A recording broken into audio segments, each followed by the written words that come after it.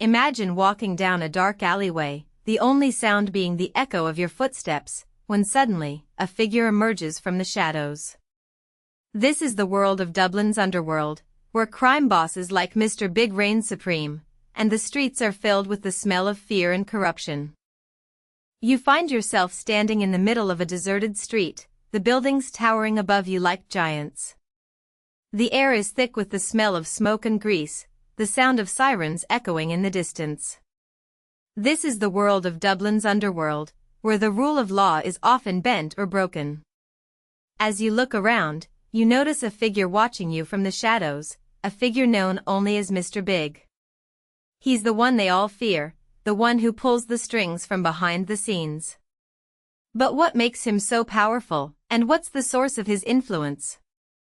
As you ponder these questions, you hear the sound of footsteps approaching, the sound of heavy breathing, and the rustling of clothes. It's then that you see him, Robbie Lawlor, a young man with a reputation for being fearless. But on this fateful night, he's about to meet his maker, and the streets of Dublin will never be the same again. The sound of a gunshot pierces the air, and Lawlor's body crashes to the ground, his blood pooling on the pavement. The smell of gunpowder fills your nostrils, and you know that nothing will ever be the same again. As the news of Lawlor's murder spreads, the city is thrown into chaos. The police are scrambling to find clues, to piece together the events of that fateful night. You find yourself standing in the middle of a crowded street, the sound of people talking and sirens blaring filling the air. The smell of coffee and pastry wafts from a nearby cafe, but it's overpowered by the stench of garbage and decay. As you look around, you notice a piece of paper on the ground, a cryptic message scrawled on it in red ink. It's a warning, a message from Mr. Big to the police, telling them to back off. But what does it mean, and who is behind the message? As you ponder these questions, you hear the sound of footsteps approaching, the sound of heavy breathing, and the rustling of clothes. It's then that you see him, a detective with a reputation for being one of the best. He's determined to solve the case, to bring Mr. Big to justice. But as he looks at you, you can see the doubt in his eyes, the fear that he may be in over his head. The sound of a car driving by fills the air, and the smell of exhaust fumes hangs heavy over the scene. The detective's eyes narrow, his mind racing with possibilities, as he tries to unravel the mystery of Lawlor's murder. As the investigation into Lawlor's murder continues, the police are following a trail of clues that lead them deeper into the heart of Dublin's underworld. You find yourself standing in a dimly lit room, the only sound being the hum of a computer and the rustling of papers. The smell of stale air and sweat hangs heavy over the scene, and the only light comes from a single flickering fluorescent tube. The detective is poring over the evidence, trying to find a connection between the different pieces of the puzzle. But as he looks at you, you can see the frustration in his eyes, the feeling that he's getting nowhere. The sound of a phone ringing fills the air, and the detective's head jerks up, his eyes locking onto the phone as he answers it. The voice on the other end is low and gravelly, the words indistinguishable, but the tone is unmistakable, a threat, a warning to back off. The detective's eyes narrow, his mind racing with possibilities, as he tries to unravel the mystery of Lawlor's murder. The room seems to grow darker, the shadows deepening as the detective's grip on the phone tightens. The sound of the phone call hangs in the air, a reminder that the stakes are high, and the consequences of failure are deadly. As the investigation continues, the police are faced with a shocking twist. A former ally of Lawlor's has come forward, claiming to have information about the murder. You find yourself standing in a crowded interrogation room, the sound of voices and footsteps filling the air. The smell of sweat and fear hangs heavy over the scene, and the only light comes from a single flickering fluorescent tube. The detective is sitting across from the informant, his eyes locked onto the man's face as he tries to read his expression. But as the informant begins to talk, you can see the surprise in the detective's eyes, the realization that nothing is as it seems.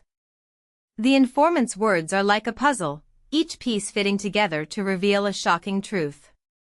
The sound of a pen scratching on paper fills the air as the detective takes notes, his mind racing with the implications. The room seems to grow quieter, the only sound being the informant's voice, as the detective's eyes narrow, his grip on the pen tightening. The informant's face is a picture of fear and desperation, as he reveals a truth that could change everything. The detective's expression is a mask of calm, but his eyes betray his surprise, his mind reeling with the implications of what he's just heard. As the truth about Lawlor's murder begins to emerge, the city is thrown into chaos. The police are scrambling to make arrests, to bring those responsible to justice. You find yourself standing in the middle of a crowded street, the sound of sirens and shouting filling the air. The smell of smoke and tear gas hangs heavy over the scene, and the only light comes from the flashing lights of the police cars. The detective is standing in the foreground, his eyes locked onto the scene as he tries to make sense of what's happening. But as he looks at you, you can see the doubt in his eyes, the fear that he may have made a mistake. The sound of a car screeching to a halt fills the air, and the detective's head jerks up, his eyes locking onto the car as it speeds away. The scene is one of chaos and confusion, as the police try to restore order to the city.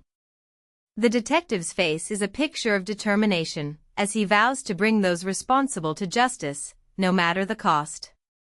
The sound of sirens grows fainter, as the scene fades to black, leaving only the detective's words hanging in the air, "Justice will be served." As the case of Lawlor's murder comes to a close, the city is left to pick up the pieces. The police have made arrests, and those responsible are facing justice. But as you look back on the events of the past few weeks, you can't help but wonder what really happened that night. What drove Mr. Big to order the hit, and how did the authorities finally catch up with him? The sound of a prison door slamming shut fills the air, and the smell of steel and concrete hangs heavy over the scene. The detective's face is a picture of satisfaction, as he reflects on the case and the justice that has been served. But as he looks at you, you can see the hint of a question in his eyes. Will this be the end of Mr. Big's reign, or is this just the beginning of a new chapter in the story of Dublin's underworld? The scene fades to black, leaving only the detective's words hanging in the air. The truth is rarely simple, and justice is often complicated. The sound of a clock ticking fills the air, as the city waits with bated breath, to see what the future holds for Mr. Big, and the city he once controlled. As the case of Lawlor's murder comes to a close, we're left with more questions than answers. What really happened that night, and what's next for Mr. Big? Let us know your theory in the comments below, and don't forget to like and subscribe for more true crime content. The truth is out there, but it's up to us to uncover it. Join us next time as we delve into another case and try to unravel the mysteries of the past.